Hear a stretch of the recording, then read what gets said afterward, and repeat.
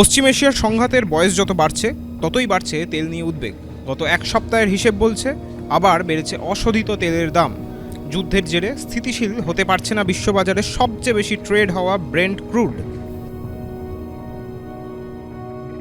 মঙ্গলবার বেলার দিকে এই অশোধিত তেলের ব্যারেল প্রতি দাম বেড়ে যায় $107.14, ভারতীয় মুদ্রায় আনুমানিক 10,000 টাকা।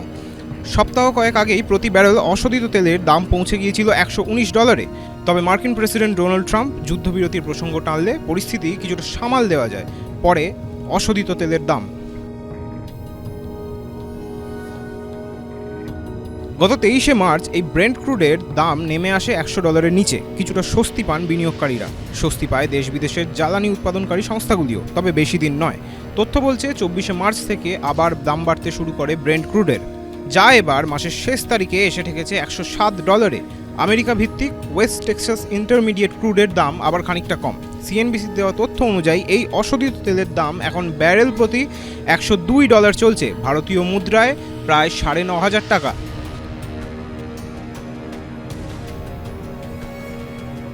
তেলের দাম ওঠানামার সঙ্গে প্রত্যক্ষ যোগ রয়েছে হরমুজ প্রণালীর। গত 28শে ফেব্রুয়ারি ইরানে আমেরিকা ইসরায়েলের যৌথ হামলা, তারপর থেকে দৃশ্যত অবরুদ্ধ হয়েছে হরমুজ।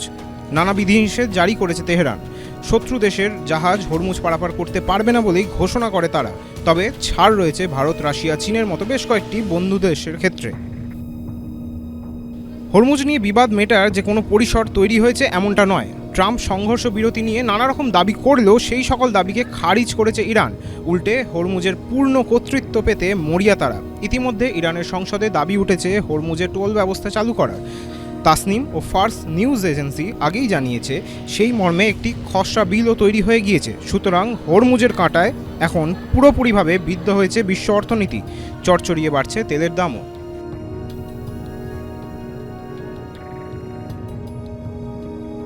কিন্তু কতক্ষণ?